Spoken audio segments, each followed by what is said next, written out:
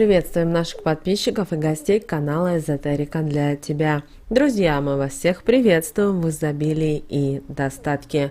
Сегодня в этом видео уделим внимание 7 вещам, которые были в каждом доме у наших предков. И именно эти вещи помогали им, убирали негатив, привлекали достаток, благополучие и изобилие в их жизнь. Что-то за такие вещи, которые были в каждом доме у наших предков.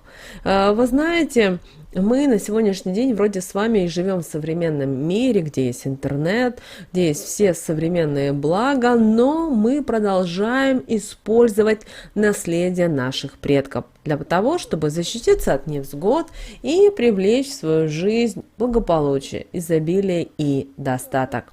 И именно эти вещи, вы знаете, можно было найти в каждом доме у наших предков.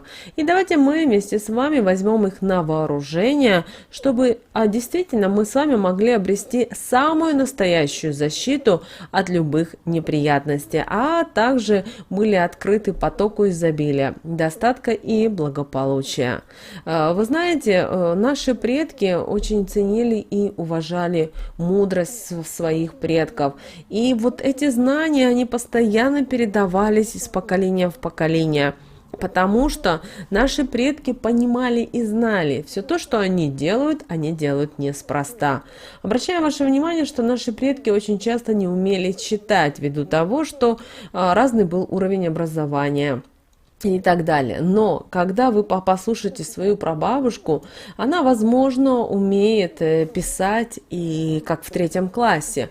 Но на что вы обратите внимание, что она имеет очень много мудрой информации, той информации, которая сегодня или закрыта, или утеряна, или по какой-то причине высшими силами закрывается. Для чего? Для того, чтобы мы не знали, не могли развиваться, и, соответственно, не могли вести вот правильный тот образ жизни, который нам завещали наши предки. Итак, друзья, первое, что было всегда в повседневной жизни у наших предков, это были узоры на окнах. Вы знаете, в больших городах узоры на окнах вы сейчас не встретите. Но если вы заедете где-то в деревушку, забытую, наверное, цивилизация, вы увидите вот именно эти узоры на окнах.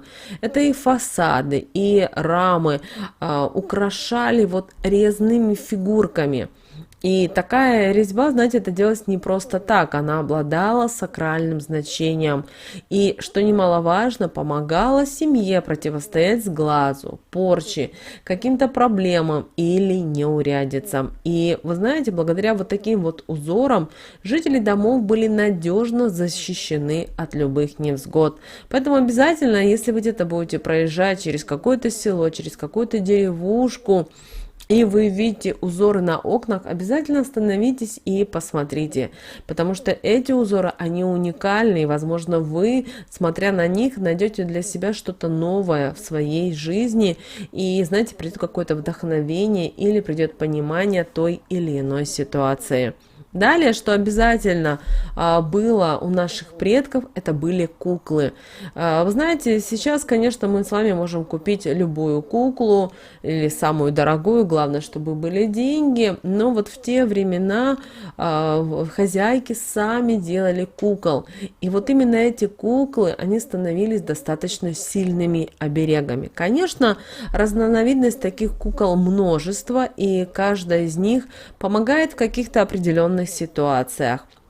И вряд ли у наших предков можно было найти хоть один дом, в котором бы не было вот именно такой куклы. Поэтому, если вы где-то находитесь на выставке, на какой-то ярмарке и увидели куклу, которая вот вам вот действительно понравилась, обязательно ее приобретите. Очень будет здорово, если эту куклу сделает пожилая женщина. То есть женщина, которая прошла через определенные жизненные испытания, и купите вот вот эту куклу, знаете, она действительно будет для вас очень сильным талисманом и будет помогать в жизни. Следующее, что было всегда у наших предков, это были матрешки. Дело в том, что матрешки, они символизировали плодородие, они символизировали материнство, и их ставили всегда во всех домах, для того, чтобы дети рождались крепкими, а урожай никогда не пропадал. Поэтому, если у вас есть где-то матрешки, обязательно их заимейте, потому что они действительно несут очень сильную энергетику. Кроме того, сейчас, конечно, есть матрешки, которые делают именно, знаете, в массовом производстве, а именно есть ручной работы. Вот найдите именно матрешки ручной работы, именно ручной, не машинкой. И вы знаете, и действительно такая матрешка вот именно действительно может вам помочь в изобилии и в достатке. Если вы имеете такую матрешку, то держите ее время от времени в разных положениях. То есть там 6, да, матрешек, вы их можете разложить, потом их соберите. Время от времени с матрешкой разговаривайте обязательно, потому что матрешка очень много может вам дать в жизни. Могут открыться ни с того ни с сего, даже внезапно для вас определенные потоки, которые помогут вам не только, например, решить все ваши вопросы, но и также приобрести те или иные материальные блага. Следующее, друзья, что было всегда в наших домах, у наших предков, это был янтарь. Да, это минерал, который использовали наши предки еще с древнейших времен. И это янтарь, как правило, использовали для защиты и привлечения удачи. И наши предки старались хранить в домах янтарь. Это яркий и солнечный камень, который также и мог защищать от бедности, от неудач и болезней. Найдите для себя тут янтарь. Кроме того, сейчас есть очень интересные картины даже из янтаря. Но лучше, если вы будете использовать, именно купите себе именно минерал. Пусть он будет маленький кусочек, но действительно он может вам приносить все то, что вам не хватает в жизни. Далее, друзья, травы. Вы знаете, когда-то наши предки лекарственные травы использовали не только для исцеления, но и также в качестве оберега. И раньше в каждом доме вы могли увидеть пучок полыни, вы могли увидеть пучки и иных растений. И наши предки не просто их так собирали, они знали, что, например, сейчас нужно собрать такие травы.